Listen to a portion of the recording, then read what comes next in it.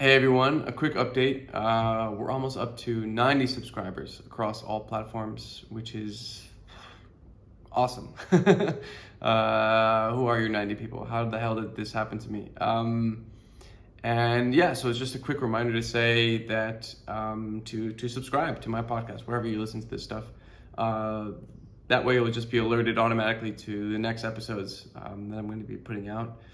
Like for example, I just recorded one with a former spy that I think pretty much everyone in the world has heard of, and it was a crazy conversation. I'm super excited to share that one with all of you. And I'm going to be doing that in the next few weeks. So yeah, subscribe, please, and also just comment. Let me know what you think. Thoughts, things you want to ask me, things you want me to ask other people that are coming on the show. Anyway, so today's episode was with Aleeza Ben Shalom. She's the star of the Netflix show Jewish Matchmaking. And she is as cool in person as she is on the show. Just a genuinely cool person. And one of those kinds of people that I guess, is doing the things that, if there is a God, and they created a person to do one thing, she's doing exactly that one thing. She's hitting it out of the park. So anyway, enjoy the conversation. Thanks. Bye. He's my friend's dog. And I said, is he fixed yet? And she said, no. I said, can we breed him? And she said, yeah. With whom? I said, my dog. She said, okay. So we made this shidduch. It worked. Are you going to make this a new business line, like shidduchs for dogs, or? Yeah, people have joked about it. I never know what the future holds. I'm not opposed to it. I think it's much easier than humans. Really? Yeah. Oh, yeah. Okay, so tell me how you started this whole. How did you get into shidduch making as a business? Yeah. I started out doing it as a volunteer chesed project, and I was working as a matchmaker on a dating website. I did it, casually amongst my friends. Did you like it? I loved it. It was kind of, What about it drew you to it? I know people and like people. I'm fascinated with the inner workings of understanding people, couples, everything like that. Yeah. And I think it takes a lot of different skill sets, like putting people together. Anybody could just throw people together, absolutely, but nurturing and building a relationship to last a lifetime, I think that's something that's unique. Was it something that you did as a girl, as a kid? Like, what were you I into? used to set up my friends. Yeah. I grew up secular. I only became, into my right. Judaism later on. Yeah. So I would set up friends. It'd be like, oh, I think he likes you. Like, how do you know? And did he tell you? And I was like, yeah, oh, I think she likes you. It's my idea. And, get people together. That's incredible. Yeah. So you grew up in the U.S. Grew up in the U.S. Secular. Philadelphia. Right? And then you met your husband in like some Jewish retreat. Yep. And he was on his way to becoming religious. Right. He also grew up secular, and right. he was also keeping Shabbat and kosher and right. enjoying his Judaism. And then there was something inside of you that said, I want to become more spiritual, more religious, right? Yes. And you guys together joined this journey. No. So I would say he started, and he maybe for about 5 years was kind of like figuring out his Judaism piece. And then I decided like, ooh, this is good for me. And I came in somewhere like around his 5-year mark. Okay. I came into my Judaism, and then... But you were already together in dating, or? No. Okay. No. And I'm a fast mover. So like everybody has their own speeds, right? Yeah. My speed is like faster, and not normal, like lightning. Yeah. And most people's speeds are like, whatever, average. My mom jokes that her speed was slow, stop, and reverse. Slow was her fastest speed. And for me, fast was my slowest speed. Yeah. So I came into my Judaism quickly, and it was like, this is what I want. This is what I'm going to do. Great. I set up all the things that I wanted to do. And within a few months, that's it. I was doing it. I'm just curious, but committed. do you have siblings? Yes. Are you the youngest child? Oldest. Yes. Why is that surprising? I don't know, for some reason, like my younger sister. Yeah. She's she's number 3. I'm Yeah. number 2. Third of third. And super decisive. Like, knows what Really? she wants, goes after it. The other 2 of us are just sort of all confused and going backwards and forwards and stuff. Yeah. So you were always just whatever you wanted, you went after. No, decisions were really hard for me. I learned how to make decisions. Mm. It's probably one of the reasons I like this process, is because I figured out how to make decisions, and now I help people make the most important decision Yeah. in their life. Yeah. Decisions were difficult. Even like, what do you want for dinner? Like, whatever, it's okay. You know, like very flexible, very passive in terms of decision making. Like, if I don't really have an opinion, I'm probably not going to give it to you. And if I have one, you'll definitely know it. Right? Because it took me a long time to get to it. Like, Okay, I'm sure that that's what I want. Okay. But in your business, you're hyper decisive, or you're really deliberate in how you approach every client? No, I'm very deliberate and very individualistic as I approach clients, and also just in terms of a business and building a business and growing a business and what I'm doing and how I'm doing it. I'm intentional about that, and I usually take time to figure out what the right thing is, and sometimes it could be a short time or a long time, but I'm constantly processing and thinking through things. I would say like big picture, but baby steps. So like, right, what's the end goal, but how are we going to get there? And then some baby steps are, minor, and some are not so baby. Let me see if I can put myself in your shoes for a second. So like, the end goal is obviously you want to find someone that will love and take care of that person for the rest of their lives. And then the baby steps is like, you're figuring out who that person is and how they tick. And then Exactly. like, what is the person that complements You want to be a dating coach and matchmaker? I think you have this down pat. No. Very no, quick. No. I'm a romantic. I think my friends hate me all the time for saying it, but I just do believe in love at first sight, and I can't really explain that. I don't know what that is for. Love at first sight happens for could happen for probably no more than about 15% of the population, maybe less. Okay, so school me. Tell me why So the other side is right. Okay, so I have this thing that I came up with. I'm always trying to take information and things that I understand and turn it into something that everybody can grasp. Yeah. So I have a new concept that developed in the last 6 months that's, it's been in my brain for years. Yeah. There's 3 different kinds of people in the world. Okay. There's what I call I people, you people, and we people. Okay? Okay. I people, decisive people. Decision makers, they know what they want. They're the type of people that you're going to call picky. They're going to be very clear. They're probably going to get what they want. They're definitely not going to settle for something that they don't want. Okay. And they're going to take your advice and think about it and process it and make a decision, but they're not actually going to listen to you. They're just going to do what they want. Okay. Okay. They like basically, if I was an alien, they would like suck my brain, right? And then like move on, digest it, and make a decision. Okay. Those are I people. Okay. Yeah. You know people like that, but and everybody thinks that everybody's the most picky person in the world. Right. No, I people are the most picky people in the world. Okay. There's about 15% of people in Aleeza's estimation in the world that are actually I people, true I people. Okay. The other side, you people. You people are those people that just like, they date lots of people, they get along with lots of people. They could almost marry anybody. This one. There could be like 10, 20, 30, 50 different people that could have been right, but who's going to pick them? You. Whoever you are who's dating them, you are going to pick them. They're going to also pick you back. They're going to be all in, but the decision maker of who makes the decision and says, let's take it to the next step, the you people are almost always in. But if they're dating you, they're in. Do you think that's because they're you people but too scared to be I people? No, they're just flexible. They're open. They like more things. So some people like one person, one brand, one style, and some people like a little bit of different things. Okay. You people like a lot more things. They have a lot more flexibility. They have a lot more possibilities because of that. And they see the good in a lot of people, and they match. They're like, it's not that they're chameleons, because it's not that they match their environment. It's just that they feel more comfortable in many different places with many different types of people. Okay. Come say hi. If you have a better way to describe that. But do they...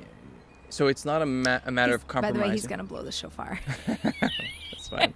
It's fine. Normal life. Loud. But...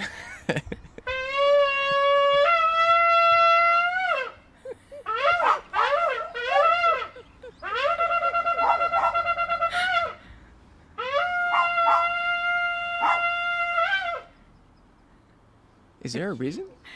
Was No, for that's me? Gershon. That's Gershon. That's not. It's not Elul yet. We don't wait for Elul. I was just gonna say, what was? Yeah, no, he's musical and he's playful and he's fun and he's entertaining. So it's just That's definitely staying there's in Judaism there, right? and then there's like us. You know, he was the one in the show vacuuming the lawn, right? So, but most Israelis don't vacuum their lawn, even if it's fake grass. I love the scene in the show where you're cutting his hair. Yeah, Super that's also touching. real life. Super touching. I loved it. Thank you. So on the you people, Yeah. it's not in your definition. It's not a matter of compromising what they want. It's not a compromise for them. No. Okay. No, they're very flexible. They're very fluid. They have a lot of possibilities. Okay. They're the people that if you ask, like, what do you want to be? Maybe they'll know what they want to be. Maybe somebody said you should do this, and they're like, oh, that's a good idea, and they'll go along with it, and they'll be happy doing it. Okay. They're on one hand, I want to say they're easy to satisfy because a lot of things can satisfy them. Okay. Right? Okay. I people, they're only satisfied but what they like. Right. Yeah, we know that kind of person. Most people in the world, so there's about 15% of the people in the world that are like that. People believe that people like that don't exist, but they do. Yeah. 70% of people in the world are what I call we people. We people are communal decision makers. You went out, you had a nice time. What do you think? I don't know. I mean, it could be okay. This I like, this I don't like. Analytical, thinking, processing. They're just trying to figure it out and they're not sure. They're definitely not decisive. They're not hyper picky. Like they have preferences, but they're not like I people who must have what they need. They're open to the possibility that maybe I could have something that's not what I want, but could be what I need. And they're not you people where just anything goes. Like if you say, look, this is really a good person for you, you should go for this. They're not just going to be super flexible. They're going to want to talk about it. And who makes the decision? They are a communal decision maker. So they'll make the decision with a friend. They'll make the decision with with other people in their lives. So men and women? Yes. For all Really? categories. Correct. Shocking, I know. But I can't picture guy for like I know that with women there's this sort of communal aspect to the men are the ones. They're like, I don't know. What do you think? They're your buddies when you go out, and they're like, what should we get? And you're like, I don't know. Like, should I get the steak or the chicken? You're but for dating? Yeah. Also? Yeah. Okay. Yeah. And 70% of people in the world are that. Whoa. Most people are that. Whoa. And those are the people that are more likely to be my clients. People, again, they'll come to me, they'll take information, they'll process it, they'll make their own decision, but they don't usually use much of my time. We could have one session, 4 sessions, boom, next. They will also go out on one date and do one and done. They know 100% for sure that this is not their person. They don't need to date 10 times. And when they make a decision, very rarely would they ever go back. Like, but you have this thing where in the show you said don't hate him until you date him. Date him till you hate him. Right, hate him until you date him. No. Date him till you hate him. Date him till you hate him. So, but that doesn't work for the I people, right? So I people, I try to stretch and give them a little bit more time. Like, make your decision, but do it in 2 dates or 3 dates.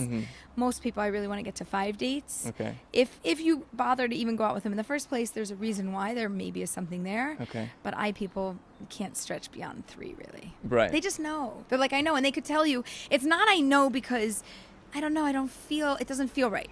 I people will tell you the way that they sat at the table manners, what they did, how they walked in, something, not my kind of person. Right. Okay? Now, you're going to go like, that's super judgmental. And I'm going to tell you, no, they understand that they come from a certain kind of family. They have a certain background. They have a certain mannerism and way in the world. It's going to translate to personal. It's going to translate to business. And it's not their flavor. It will never work for them. They're not wrong. They're just very good at making a decisive decision that looks superficial. Right. But it's not superficial. No, it's one of the, or maybe the most important decision of your life, right? Who you marry. Right. It's like, but they're going to make it based on something that appears to be superficial. Like, I had one woman, this is hysterical. After a program that I did, there's 5-7 women standing around me asking questions. And this one woman asks a question. There's this guy, and I don't know, he was suggested. Do I have to go out with him? You can even hear how she's asking. Do I have to go out with him because I heard that he's like this? I saw a photo. I read his profile. And, I just don't think that it's going to be for me. She didn't meet him. She's basing it on that. And I said to her, you don't have to date him. And she said, her friends are like, come on, no, of course she does. Give him a chance. I said, you know what you need to know just from reading his profile and looking at his photo? And she's like, yeah. I was like, that's because you're an I person. And then I said, he probably needs to have like a certain kind of belt and a certain kind of shoes. And they all start cracking up. And they're like, how do you know? You just met her. You don't even know her. I said, because she's that type that needs everything to just be just so. It's going to fit something. It's going to make sense. And that's going to actually be true. It has nothing to do with the belt. It has to do with the type of person that would choose to wear the clothes like that and care about something like that. That's going to match with her. And she knows it. Right. And then this other one's like, am I an I person? And I'm like, oh, no.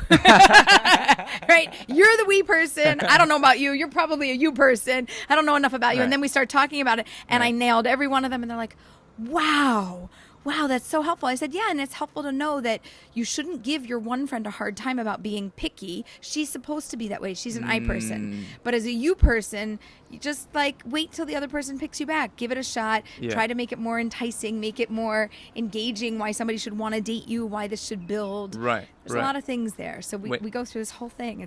And when you work with your clients, because okay, so you take the example of the I person and saying, okay, if he's wearing the right shoes or the right belt, or he, I don't know, has a beard, doesn't have a beard, whatever. Like those are they seem superficial, but there's a whole ethic to life that goes around it. Like, does this person want to present his best self at the same time? Does that mean does he take pride in what he does? And there's all that. And in the same way, do they walk around the world living life the way I live life? Because what we know is that people that have more similarities are more likely to be a good match for a long time. Oh yeah? Yes.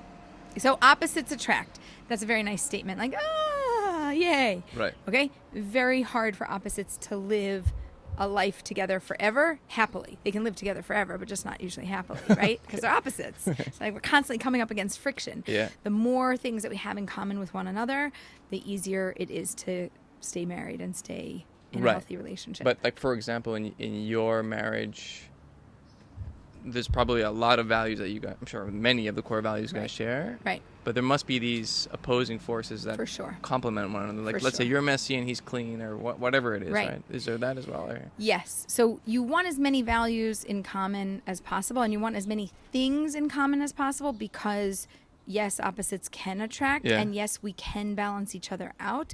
But if there's more things that are opposite than that are similar, it's not going to remain in balance, and there's always going to be things that are opposite. So, and your opposite things are going to be your greatest challenge. So he's a morning person and I'm a night person. Okay, so how do you solve that one? Well, for years we didn't solve the problem. It just, he would wake up quietly. Speaking of belts, he had a belt that was like noisy and jingly. I'm like, you got to get another belt. He literally bought a different belt because it's 6 o'clock in the morning. I don't want to hear his belt when I'm sleeping till 9. And now, it's really funny. But it's those small things. But it's those small things, and you have to work around them. But my point is, there will always be something in a relationship that you are working around. Yeah. It's always going to happen. Yeah. And the question is, how much of that do you really want to deal with on a daily basis? So food, if you have different food tastes, we got to eat multiple times in a day, every day for the rest of our lives. Okay. Food's a huge issue. Sleep. Temperature, somebody always likes it hot, the other one always likes it cold. Mattress, firm, soft. Sofas, firm, soft. Chairs, firm, soft. Like everybody, right? Right. It's like a lot of things. Weather, what type of climate, what type of location. There's a lot of things that people are going to have that are naturally going to they're not going to be on the same page with, which is normal. So find somebody that you have the most similarities to, because we are going to have opposite things anyway. You don't have to work to find somebody that has opposites, because opposites attract. Don't worry, you'll have opposite things, but it'll be an easier life. Okay. It's just smoother. So so the majority of the world are the we people. Right. Are you that community for them? Are you like those group of friends that helps them on the process? Like, how? I help everybody. The we people are more likely to reach out for help. They're also more likely to have therapists and be involved in working with somebody for a long period of time. I people, again, they'll come in, but they're like laser focused. It's like they'll come in, targeted, get what they need, and go out. And the you people are so flexible that they have less stress over making a decision, because they're mostly in. Like, it sounded like in the show, Danny she was the eyebrows, right? She was an eye person, right? Yes. Okay. And Ori, not sure. Right. Good question, because he's very much, he said, like if my wife wants this for the wedding and my mom wants that for wedding, like I'm going to be at the bar drinking. I don't know what I should do. Right. So he has, okay, so we didn't get into this, but like it's kind of like what do they call that? With all my Hebrew, my English is lacking. Not a bar, not a graph, a bell curve. Okay, kind of like a bell curve where, I people are at the bottom on one side, then it leans up into we, curves down, and then goes into the you people. So you could have an I, we person. So they're mostly I, but they could lean into we. You could also have a we, I person who's more we, but leaning into I, or same thing. We, you, or you, we. So he could be a we person leaning into you because he's not making all the decisions. He's not, he's clear about what he wants and his preferences, right? Which is a very I thing, but not in all of his life, not in his business life, not in other areas of his life. He's not as decisive in that way. Okay. So even within the groups, there's a spectrum. There's like the extreme of just super decisive in every single aspect of their life to a little bit more gray on the tail end. Okay. Because I'm just like cycling through the names and the characters in the show. Harmony's an I person. Right. Also the dude from Chicago, I forget his name. Stuart, yeah. I person, right? No. No? Stuart he's a little bit more of a you or we, because he's open to more things. He has an amount of flexibility. He does know what he wants, but he's not just so regimented about it. Like he has some flex. I people have so much less flex. Right. Okay. And listen, I'm an I person. I people shouldn't get a bad rap. I'm an I person. I like also lots of wisdom, lots of information, but I'm not going to let somebody else, like I've had people try to make decisions for me, and I'm like, you can't do that. You can give me information, but don't tell me what to do. Tell me how to think about something. Tell me information to learn about something, but don't try to make a decision for me. It won't work. Okay. And if I don't care about something, I'll say I don't care. I don't need to be the decision maker. Like my husband's a foodie. I'm not here's a food thing, right? I'm not a foodie. He's the foodie. Where do you want to go to eat? So he knows the types of food I like. And if you want to eat somewhere else, I'm just going to say, sure, we'll go somewhere. I'll always get something, or I'll eat before we go. Very super flexible. It's his thing. It matters to him. It's not my top thing. So like I have flex there. Yeah. So like I'm not making a decision about that. So where do you lay down the iron law in the house? I mean, I definitely knew who I wanted. I knew, we just moved to Israel 2.5 years ago. So welcome. Being here, thank you.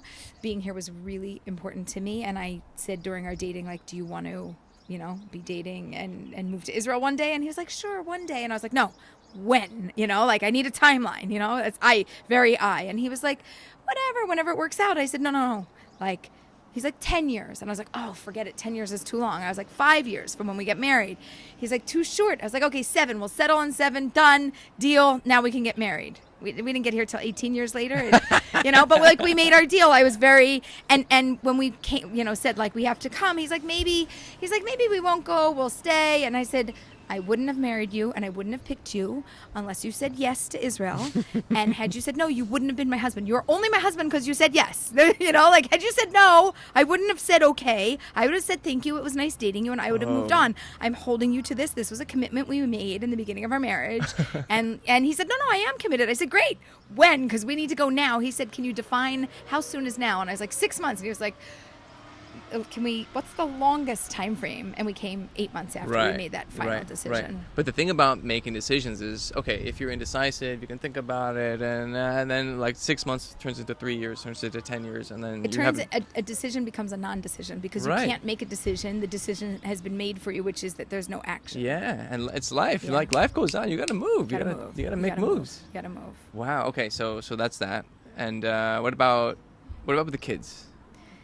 Who takes the lead over there? Oh, my kids. Yeah. That's so You have 5, right? Yeah, 5 kids. It's very funny. My oldest had friends over from school, and I gave over this whole we, and they're like fascinated. This is high school kids. And I looked at them and I said to his friends, I was like, you're an I person to the friend. The other friend is a you person. And I looked at my son and I go, he's a we person. And they're like, yes. oh my gosh, exactly. And then they went back to school, and every time they're like, you have to make a decision. You're the we person. You get to make the decision. We are going to make sure that you learn how to be more decisive because you're not decisive enough. Like, they learned this. Oh, wow. And they, in a good way, helped him to grow. And the I person took a step back and like was letting somebody else do something, you know, and the you person, I gave the you person some dating advice, because the you people, when they date people, they're not always, the you people have to be careful, because the you people, when they date people, can get taken advantage of, and they have a high tolerance for things, Right. and they can be on the wrong end of, you know, emotional or verbal abuse, or, you know, God That- forbid, well, that's- something more. that's That's what I meant a by- concern. That's what I meant by like the compromise. It's like the way you described is that they're good with a lot of stuff, but they're not. They have too high of a tolerance sometimes for things that aren't appropriate. Yeah. And they need to get out sometimes. My I guess my skepticism about the definition of a you person is more like, we all have our defined personalities. Okay, maybe the boundaries are a bit more fluid than others, and other, like the I people are, you know, they are who they are. They're chiseled out of marble or something.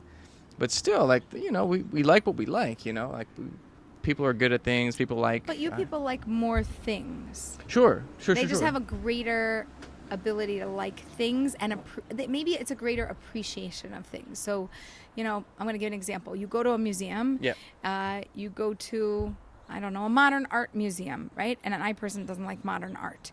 They're not going to have a tolerance for it, right? A you person's going to be like, modern art, history, anything. It won't matter to them. You can take them anywhere, and they're going to be mostly much also happier and satisfied because more things satisfy them. Right.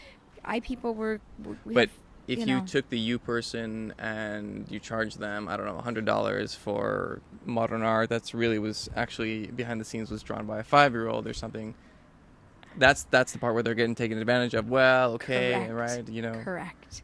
And How nice did the 5-year-old draw this thing? You people right? have to know that they could get taken advantage Right, of, because right. they're also a little bit more trusting, a little bit more easygoing. They're less, you know, I people have a need to know a lot of information. They like to make a decision. They have to know everything. We people also like a lot of information. They get a little confused by it all, and they don't know what to do with it. I people are like need more input, you know, constantly learning and need things to understand big picture what's happening to make that small decision. Right. But you people, they can be more go with the flow. Not always. Listen, we all have pieces of different parts within us. They're just higher or lower. Yeah. Right? So Yeah. we have that. And the interesting thing is that initially when I was thinking about this, you know, I was thinking like an I person could marry another I person, although that's very difficult when you have such strong people, because the I people like to be in charge. Yeah. So it's either better that they marry a you person or a we person. Okay. Because those people are more flexible. Somebody else can make the decision. They don't care as much, and it just works out a little bit better. Okay. When you have two I people married to each other, there's a lot of stubbornness and, you know, like knocking heads. But it can work. It's just, it also sometimes is like the power couple. If you think of the power couple. Maybe there's a world in where the two eyes have a great marriage if they're aligned on the core stuff, or am I being too naive? So I would say my husband's an I person. And I'm an I person, but we have our I people strengths in different areas, right? So like food, I'm not an I person. Right. Food, I'm very flex. So food, I could be different. I mean, I like very different things than he likes. If you ask me what I want, I'll tell you. But I go with the flow easier. Than I'm more easily satisfied. But I think overall life decision things, if two I people are on the same page, it can work, right? So we were both on the same page to move to Israel at some point in our life, right? I'm an I person. I was stronger in the I about getting here, and he was more passive. He was more we about getting here. When it's the right time, we can talk about it, that kind of thing. Isn't that crazy? Yeah. Such a huge decision. He's like, Huge. Right. So to me, I'm like, either you're in or you're out. Now, had he said I'm totally not interested, I really would have stopped dating him. I was completely committed as a value to be here. So you have to know what your values are, and then you can manage them with people. And then different people take over that I moment. You know, like he has a design background, so he actually cares about house decor and those types of things, things that you might think were more of a feminine thing, but he's more of an interior designer than I am. So when it comes to house decisions, even though I have my preferences, because it matters to him more, because he has a degree in a design, a background in design, I'm more open to saying, I'm not going to be the I person here. Yeah. I'm going to let him take the lead unless it really bothers me. And then I'm going to say, this doesn't work. Don't do it. And then if we knock heads enough that it doesn't work, the decision is that there's no action. Like, everything stays the same until we make a decision of what to do. Or we have a rule, because people have to have their rules. We came up with a rule that if the other person is like out of the house, out of the country, goes on vacation, disappears, the other person can do whatever they want to the house while that person isn't there. Nice. And then when you come back, whatever is done is done. Okay. So, he came back once, and the dining room was painted orange. No. Like desert sunset orange. I was missing Israel a lot. Desert sunset was the name of the color. Whoa. Yeah. And then, the exterior of the home also, like, at one point we painted that, or we moved the furniture around, or like, all those things that you'd want to do, but like, it's just too much of a decision. It's like, no, if I go away, so you can do what you need. Was there a disagreement before you painted the wall orange? Well, we hadn't made a decision yet what we were going to do. Okay. Yeah, painting is like a thing. I did have once where I wanted to paint the wall a different color, and like they do like three walls, one color and one different. Yeah. So I painted just one wall the accent color, and Okay. it was the wall that was directly across from him at the dining room table, so he was looking at it, but there was a doorway, so it wasn't much wall. And I said to the kids, I was like, let's see how long it takes him to notice. Like, you don't really like look at it. It was very similar. It blended enough, but we changed it. He's the interior designer. But he's so- the interior designer, so that's like, like you can only do that when he's around, or if we like sometimes you have to play. Like, we play little games. So I think it took him 3 weeks. 3 weeks? And then he was like, that's not the same color as the other one. I was like, yeah, this one's orange, and I'm tired of the desert sunset. We're moving into like the peach phase. And he said, Oh, wow. He's like, it's okay. And I'm like, oh, good. Now don't ask him if he wants the rest painted. Just paint it when he goes out. And that's it. And then we don't have to Incredible. disagree about it. Incredible. Wow. I'm going to try that with my marriage. I don't know. I mean, is she an I person? Yeah. Yeah. Well, You're not like you. You don't appear to be a strong I person. You could be, I don't know if you're a we, you, or you. I mean, not if you're a we or a you, but leaning on an I don't know. I have my I things. Yeah, but if you married a strong I person, you're probably more of a we person. But she also has her. So she's got a very strong character, but also this tendency to want to please right. people, and Right. so I also have that wanting to please. right. So what is that? I'm a firstborn, so I'm a firstborn who like wants to please. My husband's the last, so he just does what he does. Right, There's no like wanting to please. walk into a fucking podcast and blow the shofar. By the way, it was great, amazing. No, but so she's got this super strong character. She knows what she wants in a very determined set of areas, Yeah. and then like the rest is just a giant mess. Which is where I sort of come in and say, Right, so you guys balance each other out there. Yeah. That's also, like, that's characteristic of an I person, which is, it's not that she's indecisive, it's that she hasn't made up her mind, and it's not relevant until it's relevant, and so until she has time to deal with it, she doesn't know what her preference is, but it's Right. not because she doesn't have a preference, Right. it's because she hasn't yet made time to figure out her preference. Okay. We people don't know their preference. You people have fewer preferences. Yeah. I'm just thinking like when we got engaged, men in general, but I specifically were really dumb. Like I was like, I just like hanging out with her. I think I Like, love her. we should probably just get married. Yeah, It's a it good was plan. something like that. It wasn't like this whole grand vision of, oh my god, this is the one person in the she entire planned universe. everything out. No, actually, No? I caught her by surprise. Actually, the day or like the week before we got engaged. Hey. It's 10 minutes until 3. Okay. So she's going to bring her food. We're going to sit right here and you can finish it. Okay. Cool. So yeah, like the week before I got engaged, we were walking down the street on Tel Aviv, and she said, "Yeah, I'm probably never gonna get married." And I have like the ring in my pocket. I'm like, "Oh my god, what is this?" But no, I don't know. There's something.